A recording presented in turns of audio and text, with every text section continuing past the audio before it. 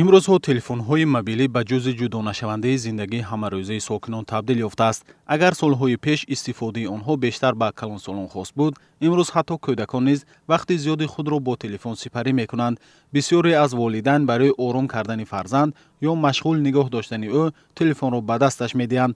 Аммо мутахассисон ҳушдор медиҳанд, ки истифодаи аз ҳад зиёди телефон метавонад ба саломатии ҷисмонӣ ва равонии кӯдак таъсири манфӣ расонад. табибон мегӯянд, ки синни кӯдакӣ давраи ташаккули фаъолияти майна, нутқ, тафаккур ва одатҳои рафтор мебошад. аз ин рӯ маҳдуд намудани вақти истифодаи телефон ва назорати мунтазами волидайн аҳамияти калон дорад. аз рӯи меъёр аслан агар баҳогузорӣ кунем, телефонҳои мобилӣ ба кӯдакон умуман тавсия дода намешавад.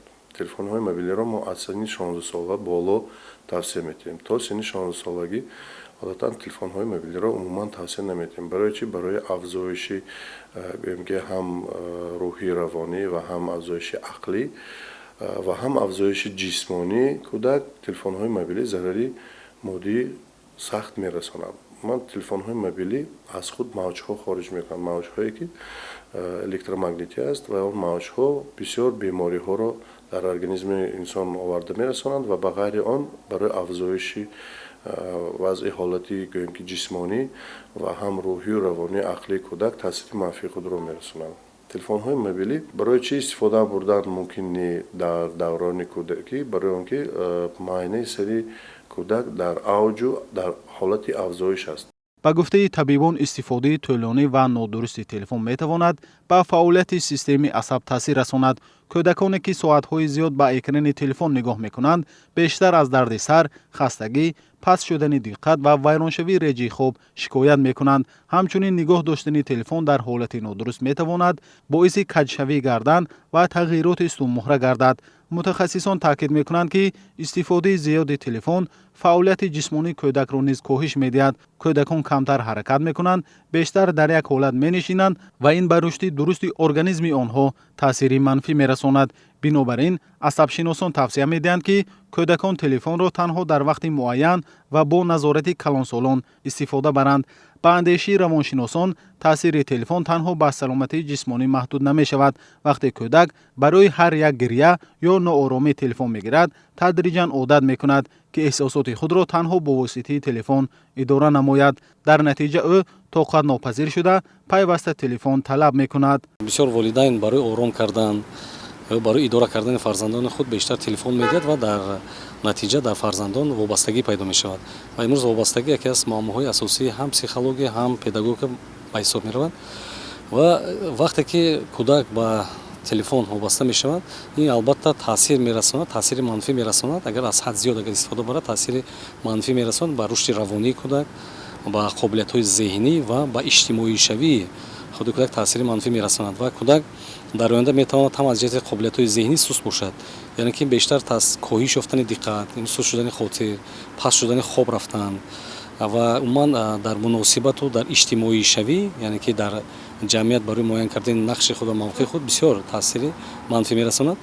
мутахассисон мегӯянд, кӯдаконе ки вақти зиёдашонро дар шабакаҳои иҷтимоӣ ё бозиҳои электронӣ мегузаронанд, бо ҳамсолон камтар муошират мекунанд. ин ҳолат метавонад ба рушди нутқ, малакаҳои муошират ва қобилияти омӯзиши онҳо таъсири манфӣ расонад. чунин кӯдакон зуд дилгир мешаванд, диққаташон парешон мегардад ва ба иҷрои корҳои тӯлонӣ камтар таваҷҷӯҳ мекунанд.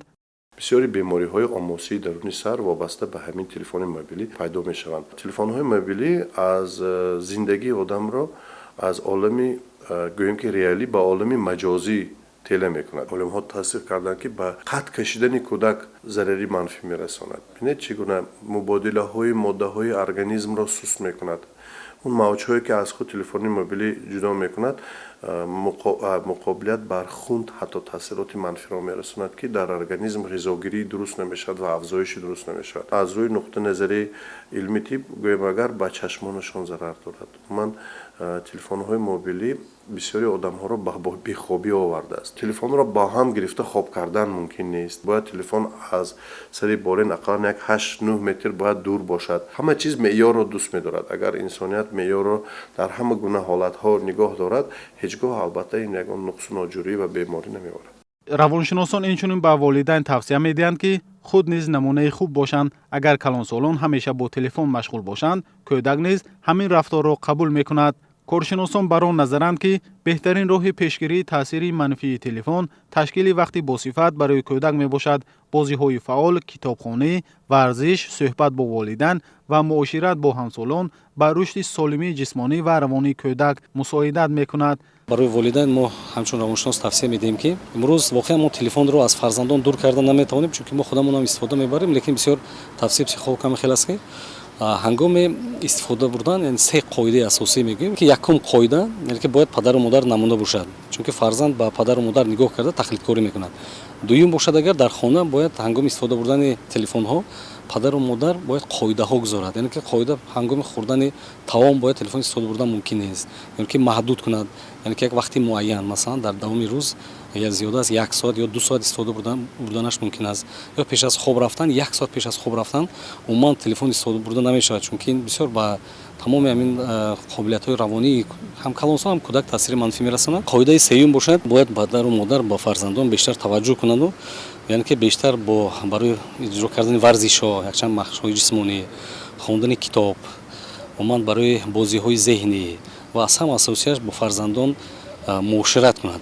яъне ки аналогия ҳамин кӯдак вобаста барои чӣ вобаста мешавад, яъне ки бояд ки кӯдак ба ягон чиз ҷалб карда шавад. ҳар як падару модар вазифадор аст ки истифодаи телефонро аз ҷониби фарзандонаш назорат намояд, зеро саломатӣ ва тарбияи дурусти кӯдак аз муҳити солиме оғоз меёбад ки дар он технологияҳо бо меъёр ва оқилона истифода мешаванд.